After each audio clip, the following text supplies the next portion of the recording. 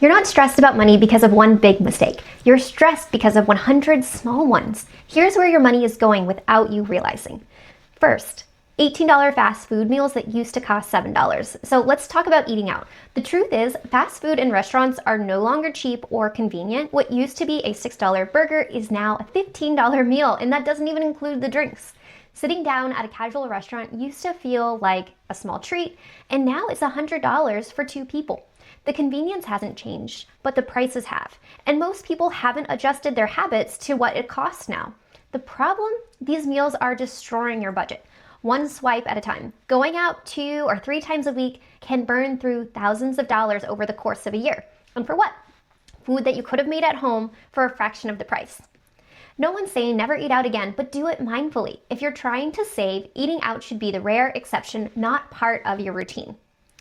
So we're a high net worth household of 4, and we eat out only once per week. Cutting back on restaurants is one of the fastest ways to save money without sacrificing much happiness. Second, streaming subscriptions you forgot you had. Everyone has them. Netflix, Hulu, Spotify, Disney Plus, Apple TV, Amazon Prime, they all feel cheap on their own, $9 here, $13 there. But when you add them up, you're spending $70 to $100 a month on streaming content. That's $1,000 per year.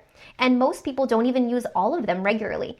They keep paying them because it feels like a hassle or a fear of missing out. Personally, we keep 2.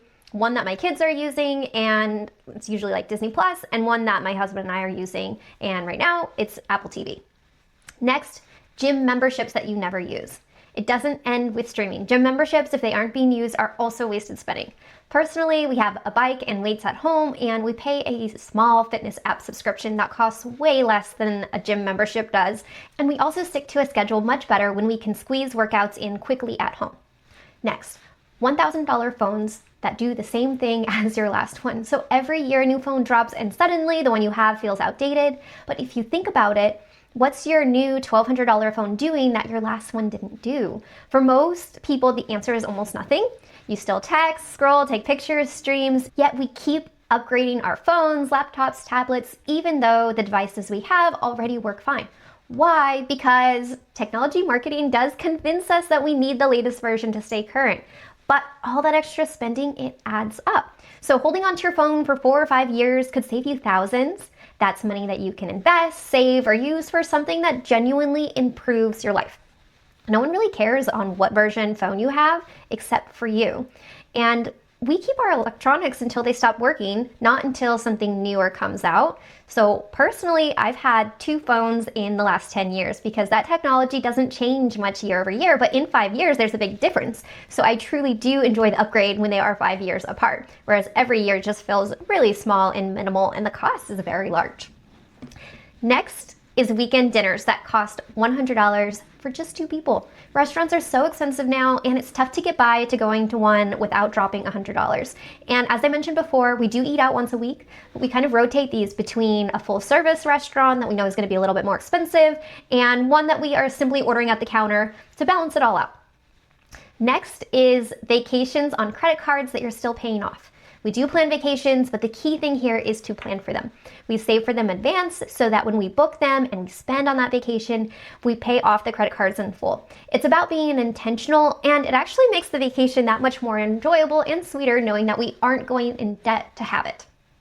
Next is fancy clothes that no one cares about but you.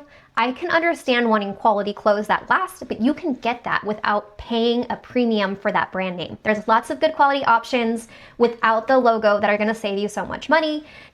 Make sure you feel good and confident in your clothes, but know that you don't need to buy something super expensive to feel that way. Next is new cars that lose value before you get home. So buying a new car feels great in the moment. It's clean, it's flashy, it's reliable, but from a financial standpoint, it's one of the worst purchases you can make. The moment you leave the lot, your new car loses around 20% of its value instantly, and that's just the start. Over the next few years, depreciation keeps eating away at that investment, and meanwhile, you're locked into monthly payments. Plus, the insurance costs more just because that car is brand new. So most people aren't buying these cars with cash. They're borrowing tens of thousands of dollars for something that's worth less every single month, which means you're overpaying. And they're justifying it by saying they need it, or they deserve to treat themselves, or they don't want to deal with repairs. But A 3-year-old car with a good service history is usually just as reliable, it's way cheaper, and it skips that initial depreciation hit where you're just losing money. And if you're worried about the maintenance, use the savings to cover it. The math isn't even close. Buying used car wins every time, even if you have to pay for some maintenance. Avoiding brand new cars could save you thousands in just a few years, and that money can go toward investing, saving, or even paying down other debt faster. So personally, again, we're in a high net worth household. I drive a 10-year-old car, and when I bought it, it was 3 years old. It's a great, reliable car that I take care of, but building wealth with a normal 9-to-5 job, it requires intention. And this is one of those areas that requires being intentional, because the cost of not could be the difference between building wealth or staying stuck in debt.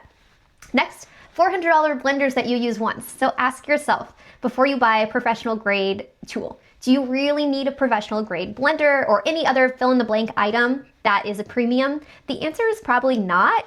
We have a normal Ninja blender that works great for our blending needs. So just think about whether you really need the premium of something.